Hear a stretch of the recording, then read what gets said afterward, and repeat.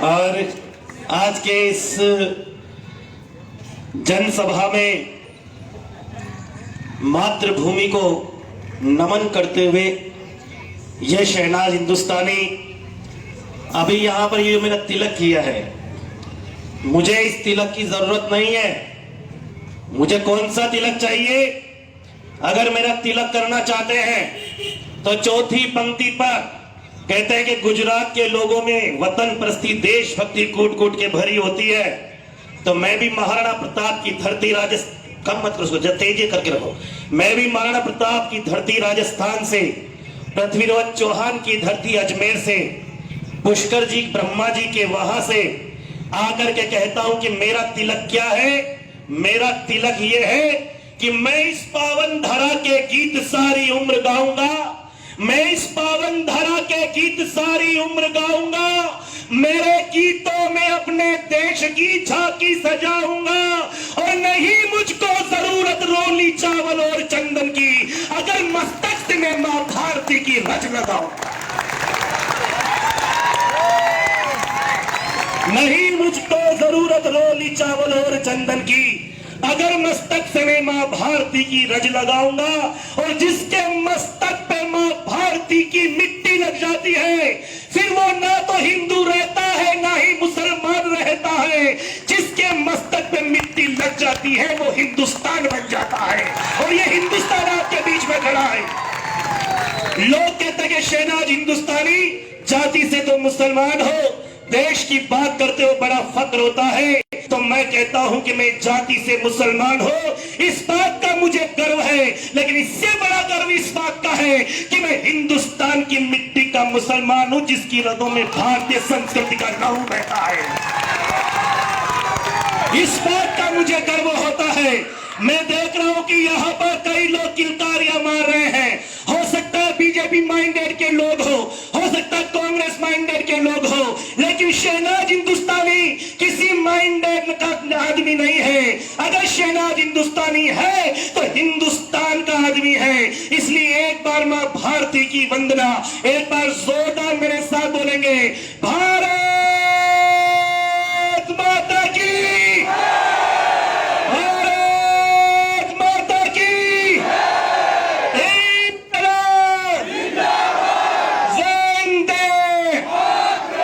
जिसके भी हाथ ऊपर नहीं हो रहे, मैं सोचता हूं कि शायद अपने दिल में किसी न किसी पार्टी को बिठा करके लाए हो।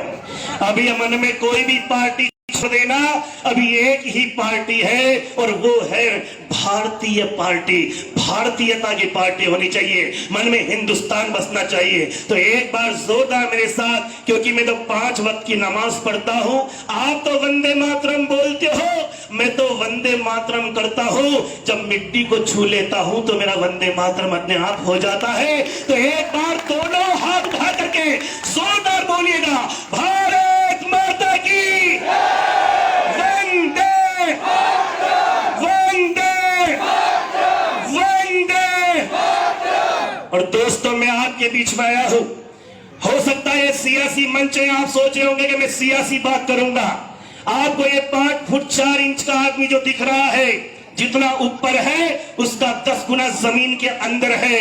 क्योंकि जब मिट्टी से अंकुर फूटता है और वो अंकुर अगर भारतीयता का फूटता है तो वो भारतीय पूरे विश्व के अंदर जाके कहीं भी परचम लहराने की हिम्मत रखता है। तो मैं सूरत में आकर एक बात कहना चाहता हूं कि मैं इस रास्ते पे क्यों निकला हूं। इसीलिए निकला हो कि ईस्ट इंडिया ने जब भारत को लूटा था तो किसे थी खबर हम आजादी भी पाएंगे। हल्की सी और बढ़ा देना, हल्की से बढ़ा देना कि ईस्ट इंडिया ने जब भारत को लूटा था तो किसे थी खबर हम आजादी भी पाएंगे। फिर कुछ नौजवानों ने दिखाया जोश, कहा मौका आया है तो भारती के काम आएंगे।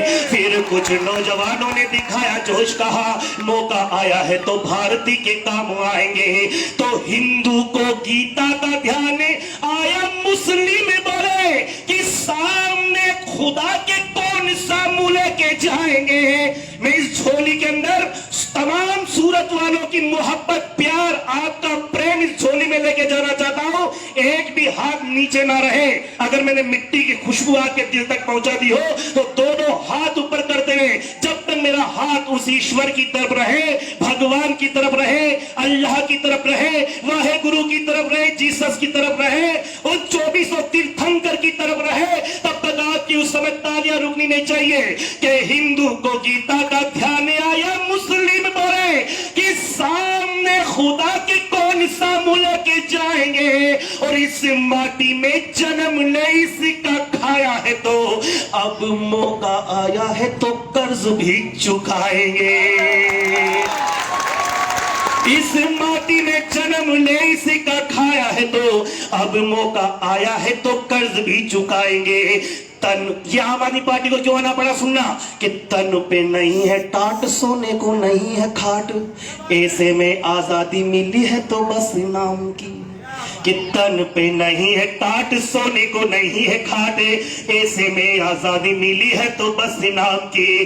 और अपना वजूद ही पता नहीं है हमको तो फिर भला क्या करेगी मुरली भी शाम की।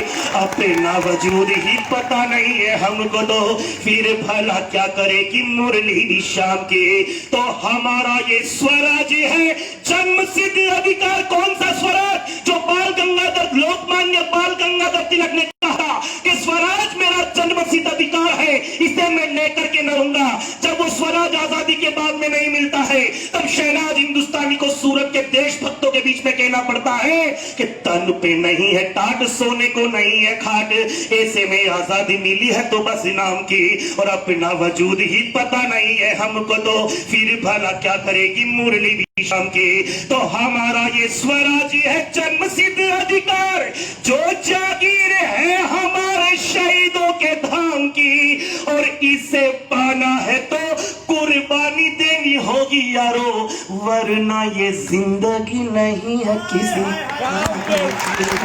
इसे पाना है तो नहीं पूछ सकता क्या? इसे पाना है तो कुर्बानी देनी होगी यारो, वरना ये जिंदगी नहीं है किसी काम की। और तब में इस देश के अंदर, आजाद हिंदुस्तान के अंदर गणतंत्र मनाया जाता है, तब मुझे ये एक बात कहनी पड़ती है, दर्द के साथ कहनी पड़ती है, जो मैंने अभी जी न्यूज के एक प्रोग्राम में कहा था, जो मैंने अभी आपके एक प्रोग्राम मैंने किया था, आप एक टीवी पे देखो न्यूज 24 पे और एक एबीपी पे, मैंने कहा था कि यही सोच के दिया था हमको ये संविधान। क्यों इन पार्टियों को आना पड़ता, क्यों आम आदमी पार्टी को आना पड़ता? सुनना, यही सोच के दिया था हमको ये संविधान, हर घर ढाणी को सुकून दिया जाएगा। हेलो हेलो, थोड़ी आवाज बढ़ा दीजिए सर, मेरा गला खराब हो रहा है, मैं लगातार प्रोग्राम करके आ रहा हूँ। यही सोच के दिया था हमको ये संविधान, हर घर ढाणे को सुकून दिया जाएगा, और देश पे विपत्ति कभी आई तो शहीदों को ही याद कर दिलों में जुनून दिया जाएगा। अरे ये तो जानते थे भारतीय की आन के खातिर पसीने की बात छोड़ो खून दिया जाएगा। मैं आपके दिल तक पहुंचने के लिए यहाँ पर आ गया हूँ। अब एक भी हाथ खामोश ना रहे, दोनों हाथ ऊपर उठा के मेरी बात का समर्थन करना कि ये तो जानते थे भारतीय की आन के खातिर पसीने की बात छोड़ो खून दिया जाएगा। अरे किंतु क्या खबर थी कि भ्रष्टाचार को मिटाने वालों को ही गोलियों से भून दिया जाएगा। किंतु क्या खबर थी कि भ्रष्टाचार को मिटाने वालों को ही गोलियों से भून दिया जाएगा। किंतु क्या खबर थी कि भ्रष्टाचार को मिटाने वालों को ही गोलियों से भून दिया जाएगा। जब मैं यहाँ पर पहुंचा, एक हमारे भाई जो पैरालिसिस है, उन्होंने मेरा स्वागत किया। जब दोबारा यहाँ पर आए फिर मेरा स्वागत किया। मैंने अपना गुलदस्ता उनको भेंट कर दिया, क्योंकि इसलिए मैंने अपना गुलदस्ता भेंट किया कि आप अपाइज होते हुए भी इस अपाइज देश को खड़ा करना चाहते हैं, और जिनके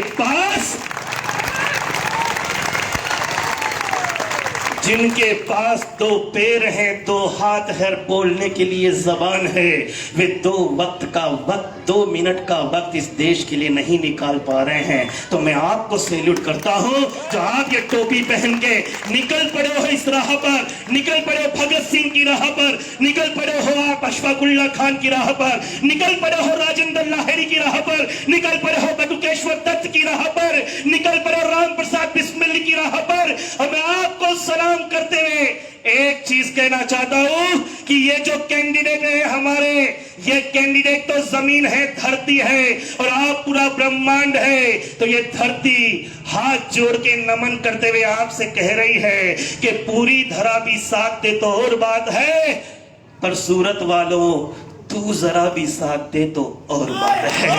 पूरी धरा भी, अभी भी सबकी तालियां नहीं खुली है।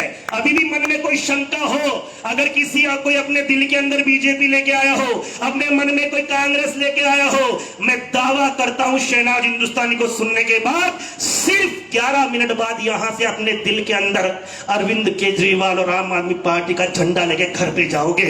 मैं इस बात का दावा करता हूं क्योंकि सच की बात कर रहा हूं। अगर आप लोग मुझे सुन रहे हैं, दिल से सुन रहे हैं, तो एक बार पूरा सदन दोनों हाथ उठा के ताली बजा के मुझे आदेश दीजिए कि मैं आप तक अपनी बात पहुंचा दूं दोस्तों। क्योंकि ये आपका कन्वीनर, आम आदमी पार्टी का प्रदेश अध्यक्ष, हमने एक ऐसा प्रदेश अध्यक्ष बनाया है, एक ऐसा प्रदेश अध्यक्ष बनाया है, पढ़ा लिखा भी है, समझदार भी है, दिल फरियाद भी है, और वक्त पड़ने पे आम आदमी उस देश के लिए जान देने वाला भी है। हमने वो एक भगत सिंह आपको दिया है, हमने आपको एक ऐसा नौजवान दिया है जो पीछे कभी नहीं हटने वाला है, पीठ दिखाने वाला नहीं है। इसीलिए मैं सारे जो कैंडिडेट एक बार खड़े हो जाए, आप जो कैंडिडेट है यहाँ पर, और हमारे कन्वीनर भी खड़े हो जाए साथ में, कि इनकी तरफ से, सोरठिया जी भी खड़े हो जाओ, आप संगठन मंत्री हैं प्रदेश के और आप भी सह प्रभारी हैं, आप सबकी तरफ से मैं इन लोगों से आज एक वादा लेना चाहता हूं कि अगर आप साथ देना चाहते हो तो इस मेरी बात पर मुहर लगानी पड़ेगी कि बेटा तुम नौजवान हो, देश के लिए निकले हो, तो हम भी तुम्हारे साथ में हैं। तो जब मेरा शेर मुकम्मल हो जाए तो दोनों हाथ उठा के, जब तक मेरा हाथ उतर रहे, आपके हाथों की तालियां आशीर्वाद के रूप में बजती रहनी चाहिए। उस समय दोनों हाथ उठा करके कि पूरी धरा भी साथ दे तो और बात है, पूरी धरा भी साथ दे तो और बात है, पर तू जरा भी साथ दे तो और बात है। और चलने को तो एक पांव पर चल रहे हैं लोग, पर दूसरा भी साथ दे तो और बात है। दोनों हाथ उठा करके, जब तक मेरा हाथ ऊपर है आपके हाथ रुकने नहीं चाहिए। दोनों हाथ उठा करके आपके हाथों की तालियां अपने बेटे बेटियों के लिए आशीर्वाद का काम करेगी, अपने बेटे बेटियों के लिए आशीर्वाद का काम करेगी। बहुत हो गई कांग्रेस बीजेपी, अब की बार ये टोपी वाले क्रांति लेकर के आएंगे। भारत माता की इंकलाब, वंदे वंदे। और हम दिल्ली से आए हैं तो ऐसे ही नहीं आए हैं, एक पैगाम लेकर के आए हैं। अरविंद केजरीवाल ने कहा कि सूरत वालों को जाके बोलना कि जब आपके निगम के अंदर खिचड़ी घोटाला होता है तो कांग्रेस बोलती नहीं है, जवाब नहीं मांगती है। इंजेक्शन घोटाला होता है तो कांग्रेस जवाब नहीं मांगती है। कचरा पात्र का घोटाला हो तो कांग्रेस जवाब नहीं मांगती है।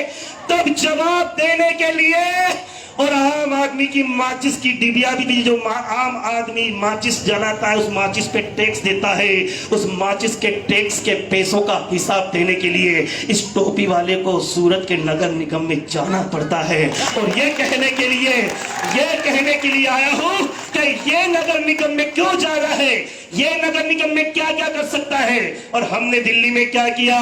हमने दिल्ली में जो किया वो गिनाऊंगा तो पूरी रात हो जाएगी, और बीजेपी कांग्रेस से पूछेंगे तो पता नहीं जाने क्या बात हो जाएगी, क्योंकि उनके पास गिनाने के लिए कुछ भी नहीं है, और हमारे पास इतना है कि हमारे पास वक्त ही नहीं है।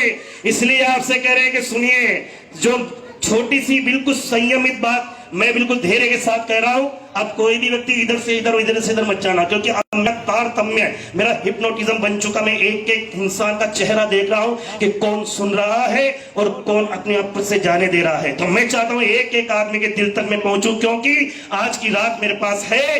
ध्यान से अगर तुम सुनो, सुन के अगर तुम कुछ गुनो, मन मिलाओगे तो मन से जुड़ जाऊंगा, वरना मैं हूं पखेरू बहुत दूर का, बोलियां अपनी बोलूंगा 10 मिनट बाद यहां से उड़ जाऊंगा। तो आपसे दरख्वास्त है, सुनिएगा कि हमने दिल्ली में क्या किया है?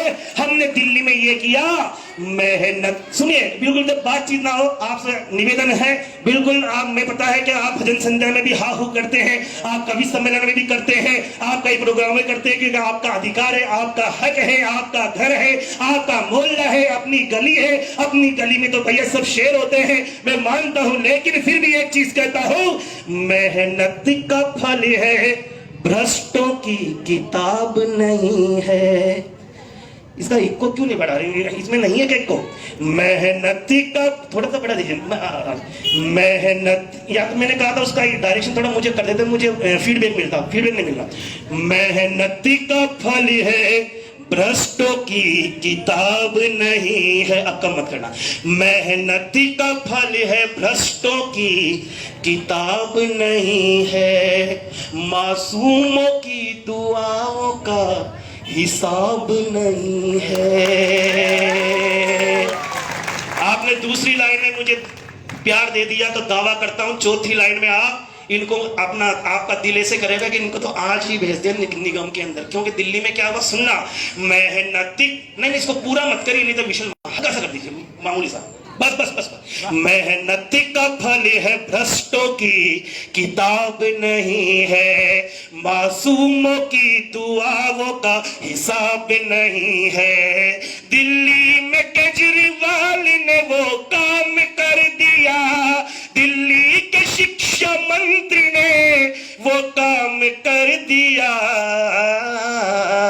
जिसका किसी के पास में जवाब नहीं है, जिसका किसी के पास में जवाब। अच्छा, मेरी बात में कौन कौन दस्तखत करता है? मैंने ठीक कहा? दोनों हाथ ऊपर उठाइए, दोनों हाथ उठाइए। कौन कौन मानता है मैंने सही कहा? तो दोनों हाथ ऊपर ही रखिए और जोरदार ताली बजाते, मैंने जोरदार ताली। मेहनत का फल है, भ्रष्टों की किताब नहीं है। मासूमों की दुआओं का हिसाब नहीं है। दिल्ली में केजरीवाल ने वो काम कर दिया, दिल्ली के शिक्षा मंत्री ने वो काम कर दिया, जिसका किसी के पास में जवाब नहीं है, जिसका किसी के पास में जवाब नहीं है, जिसका किसी के पास में जवाब नहीं है, जिसका किसी के पास में जवाब नहीं है। ये सूरत की आवाज नहीं है, जिसका किसी के पास में जवाब नहीं है, जिसका किसी के पास में जवाब नहीं है, जिसका निगम के पास में जवाब नहीं है, जिसका निगम के पास में जवाब नहीं है, जिसका निगम के पास में जवाब नहीं है। हालत में 7 साल पहले की बताता हूँ, सुनिएगा इधर। हालत में 7 साल पहले की बताता हूँ, पीड़ा जो भोगी दिल्ली ने मैं वो सुनाता हूँ। प्राइवेट था स्कूल, सब मेरी ओर देखिएगा। अच्छा, एक बार जिसकी टोपी तिरछी है थोड़ी सीधी कर लीजिएगा। अरे टोपी तो सीधी है, गर्दन सीधी रखिएगा। आप क्या समझ रहे हैं? आप तो बहुत बढ़िया टोपी लगाते हैं, बस आप गर्दन सीधी रखेंगे तो टोपी तिरछी होगी नहीं, और टोपी तिरछी नहीं होगी तो मेरी बात सीधी दिल तक पहुंचेगी। बात ताली बजा के बताओगे आप मुझे सुन रहे हैं, आपके दिल तक मैं पहुंच रहा हूं। हालत में 7 साल पहले की सुनाता हूँ, पीड़ा जो भोगी दिल्ली ने मैं वो सुनाता हूँ।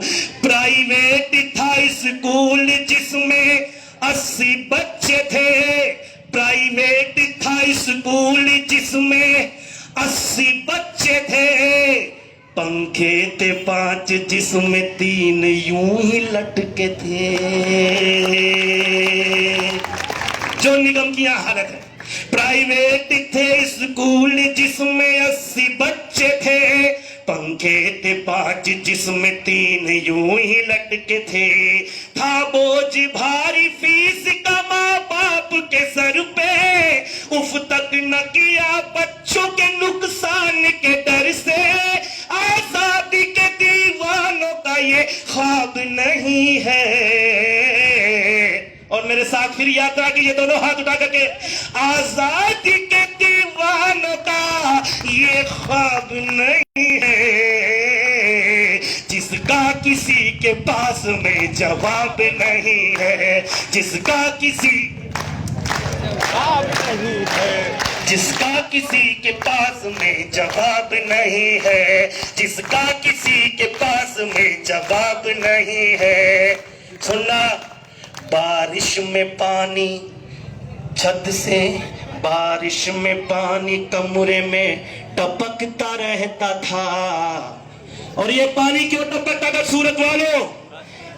इधर जो लोग थोड़ी बातचीत कर रहे हैं बच्चे, ये बच्चे क्या कि आपकी सोच के नहीं ना, ये बच्चे तो सोचे कि आज रामलीला होगी। अब इनको क्या पता सीता की जगह हनुमान आ जाएगा, इसीलिए। लेकिन इन बच्चों को भी पता चलेगा कि यहाँ पे क्या करने आए थे। यहाँ रामलीला नहीं, यहाँ तो इस महाभारत के अंदर जितने भी शिखंडी हैं उनको हटा करके यहाँ पर ये मर्दानी लोग पहुंचाने के लिए हम यहाँ पर आए हैं। इसलिए आपसे कह रहे हैं, बारिश में पानी कमरों से टपकता रहता था। ये बिल्कुल दिल की बात, दिल का दर्द है। आप समझ जाओगे कि 100 में से 70 लोग रोजाना भूखे सोते हैं इस हिंदुस्तान के अंदर, आजाद हिंदुस्तान में। तब मैं कह रहा हूं ये बात। और ये पानी क्यों टपकता है? अब सुनना, दूसरी लाइन में अगर मैं पहुंचू तो आपकी तालियां मुझ तक पहुंचे। कवि को ताली चाहिए और वही ऑक्सीजन का काम करती है। पानी टपकता रहता था, बारिश में पानी कमरों में टपकता रहता था। करता भी क्या गरीब का बच्चा जो पढ़ता था। बारिश में पानी कमरों में टपकता रहता था। करता भी क्या गरीब का बच्चा जो पढ़ता था। जिनको कमाई फ्लाई ओवरों में दिखती थी, फिर कैसे नजर सरकारी स्कूल पे टिकती। अरविंद केजरीवाल, मनीष सिसोदिया जी कहते हैं, पीडब्ल्यू मिनिस्टर हमारे बड़े भैया सत्येंद्र जैन जी कहते हैं, संजय भैया राज्यसभा में गरीबों की आवाज बुलंद करने वाले संजय सिंह जी कहते हैं, ये कहते हैं कि हम भी फ्लाईओवर बनाते हैं और कांग्रेस बीजेपी भी बनाती है। बस हमारी सोच में इतना सा फर्क है। तुम सिर्फ फ्लाईओवर बनाते हो और हम कहते हैं कि हम 3 फ्लाईओवर कम बना लेंगे, पर हम सूरत से 3 इंजीनियर ज्यादा पैदा करना चाहते हैं। ये हमारी सोच है। जिनको कमाई फ्लाईओवरों में दिखती थी, फिर कैसे नजर सरकारी स्कूल पे टिकती। ऐसे में अपने शिक्षा मंत्री की नजर पड़ी और मनीष सिसोदिया जी को अगर प्यार करते हो उस एजुकेशन मिनिस्टर से, उस पागल दीवाने से, तो एक एक की तालियां वहां पर आपके प्रगति मैदान के पास में उनकी जावर खड़े वहां तालियां पहुंचे। अगली लाइन सुनना, पहले सुन लो मेरी बात। जिनको कमाई फ्लाईओवरों में दिखती थी, फिर कैसे नजर सरकारी स्कूल पे टिकती। ऐसे में अपने शिक्षा मंत्री की नजर पड़ी। अब हाथ खोला। ऐसे में अपने शिक्षा मंत्री की नजर पड़ी। सरकारी स्कूलों की तो काया पलट गई।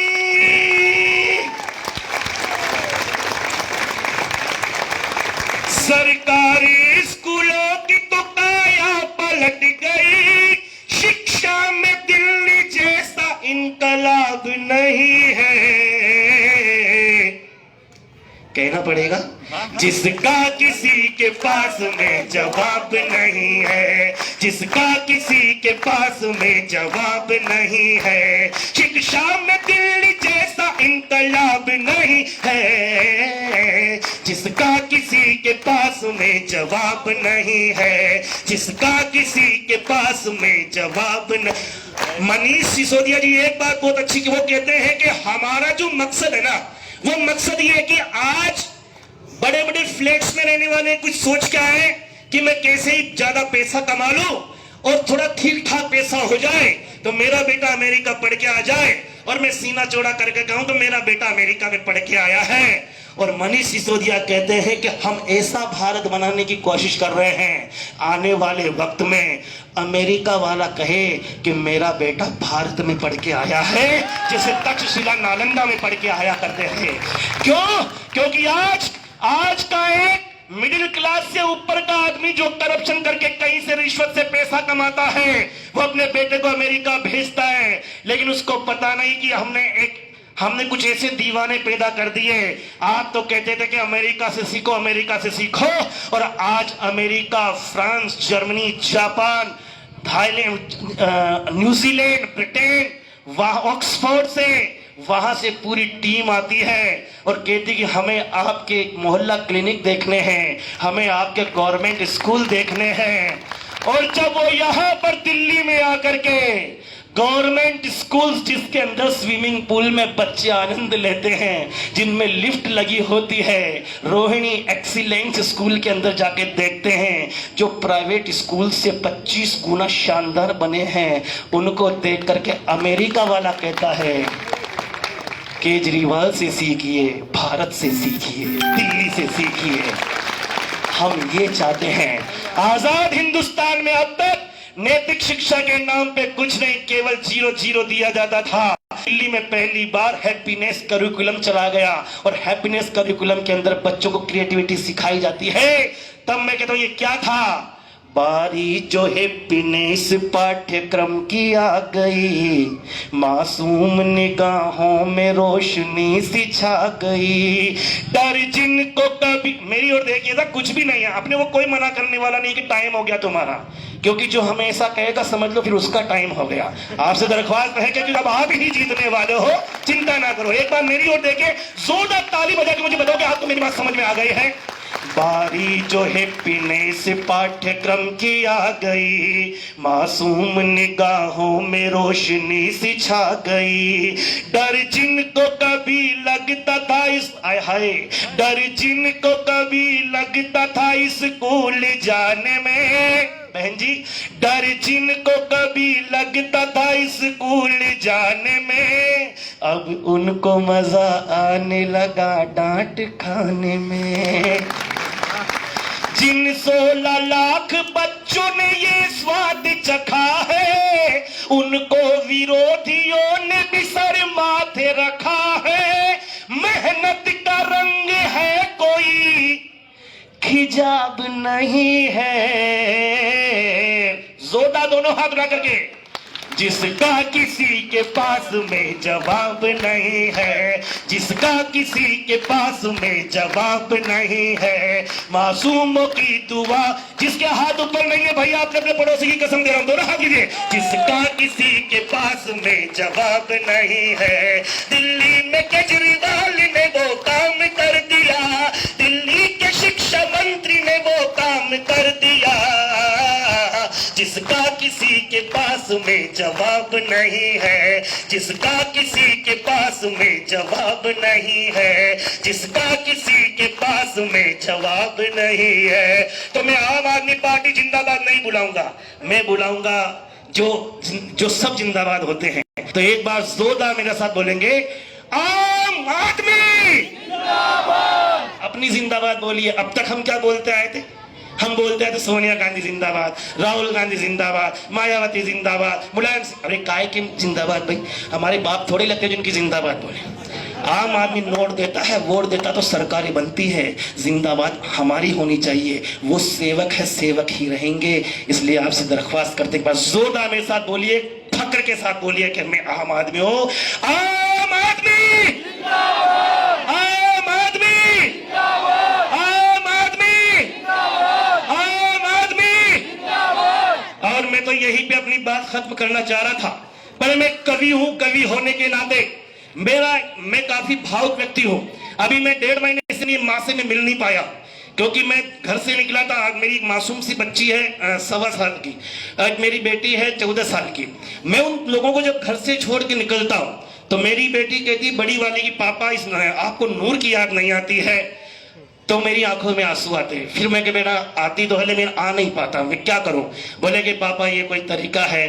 तो दोस्तों, मेरी बेटी के आंखों के आंसू मुझे आज मंजूर है, लेकिन यही मेरी बेटी कल 30 साल की हो जाएगी और मेरी बेटी का बेटा या बेटी पैदा होगी और मुझसे सवाल करेगी कि नाना जान आजादी की दूसरी लड़ाई लड़ी जा रही थी तो आप क्या कर रहे थे, मैं क्या जवाब दूंगा कि किसी चाय की टी स्टाल पे बैठ के ताश की पत्ती खेल रहा था या अपनी वतन परस्ती छोड़ के अपनी सारी क्रियाएं, नमाजें, पूजा सब छोड़ के दीवानों पे बैठ के दोस्तों के साथ शराब की, बियर की बोतलें खोल रहा था। नहीं, मैं अपने नाते नातिन की आंखों में आंखें डाल के कहूंगा कि बेटा तेरा नाना शहनाज हिंदुस्तानी कलमकार था, कवि था, एक प्रोग्राम का लाखों रुपया कमाता था, लेकिन जब इस देश को जरूरत पड़ी थी वो 2-2 लाख रुपए के पेमेंट पे काम नहीं कर रहा था, वो गुजरात के सूरत के देशभक्तों के बीच में जाकर उनके बच्चों के भविष्य को बचाने के एग्रीमेंट पर काम कर रहा था।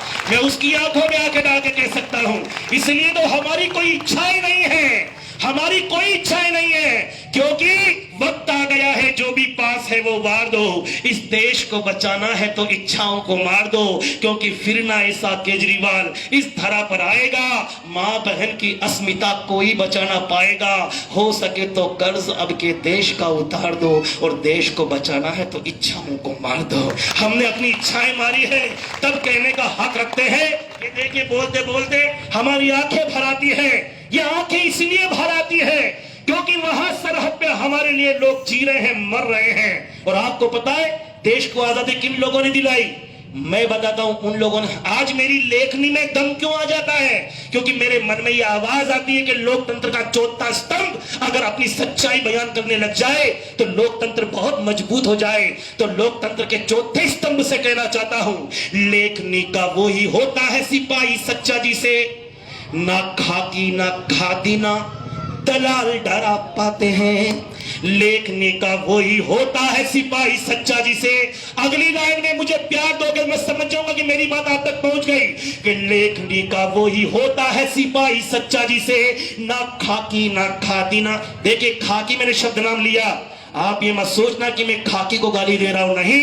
सारे पुलिस वाले खराब नहीं होते। अगर सारे पुलिस वाले खराब होते तो वो भी तो पुलिस वाला था। हेमंत करकरे, मेजर संदीप, उन्नी कृष्ण आमटे, जिन्होंने ताज होटल हमले में अपनी लाशें बिछा दी थी और हिंदुस्तान को बचाया था, वो भी खाकी वर्दी वाले थे।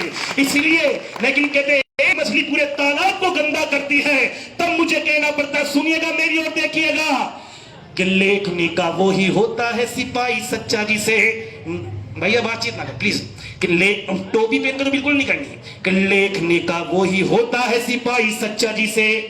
मेरी ओर देखो, अरे किसका फोन आया? इस समय 2 का ही फोन आता, या तो उधार वाले का, जुगाड़ वाले का।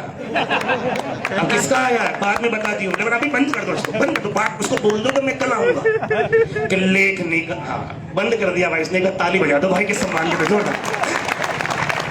हाँ मान जाओ कि मुझे पता है कि तुम देश का भविष्य और मेरा वर्तमान चौपट मत करो।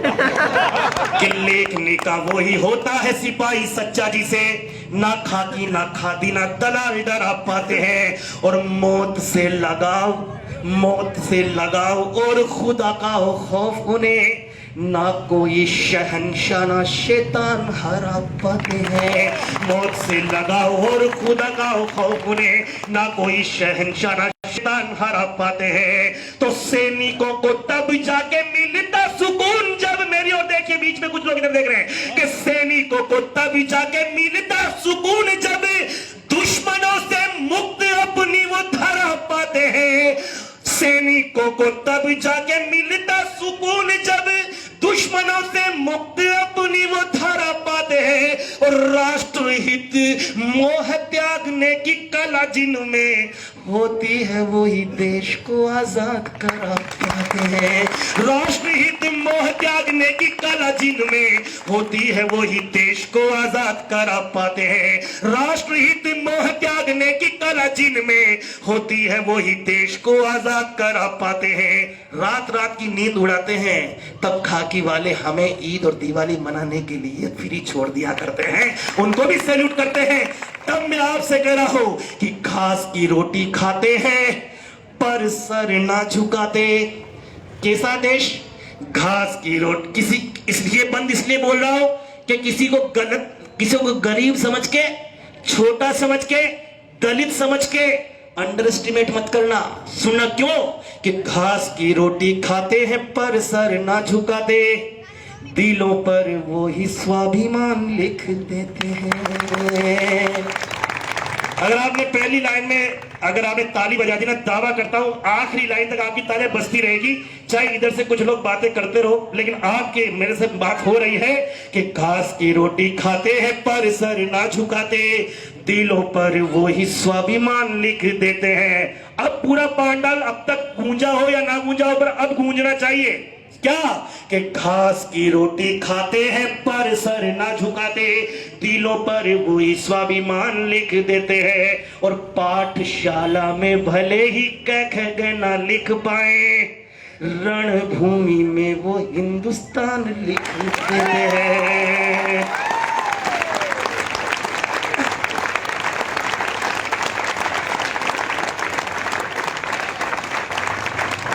एक बार दोनों हाथ पकड़ के जोरदार ताली के साथ उन सैनिकों को सलाम कीजिए जो हिंदुस्तान लिख देते हैं कि घास की रोटी खाते हैं पर सर ना झुका। सुनिएगा, घास की रोटी खा, मैंने कहा कि अंडर एस्टिमेट किसी को ना करना। क्यों? अब बात आ रही है, इसलिए नहीं करना उसको अंडर एस्टिमेट कि घास की रोटी खाते हैं पर सर ना झुकाते, दिलों पर वो ही स्वाभिमान लिख देते हैं। घास, सुना भैया कि मेरे को, मैं पिन भी गिर जाती ना गद्दे पे, उसकी भी आवाज मुझे आ जाती। मैं इतना पिन ऑफ साइलेंस बात करता हूँ कि घास की रोटी खाते हैं पर सर ना झुकाते, दिलों पर वो ही स्वाभिमान लिख देते हैं। और पाठशाला में भले ही कह ना लिख पाए, दिलों पर वो ही पाठशाला में भले ही कह ना लिख पाए, रणभूमि में वो हिंदुस्तान लिख देते हैं। तो अभावों में जिंदगी जो जीते दिल खोल करे, अभावों में जिंदगी जो जीते दिल,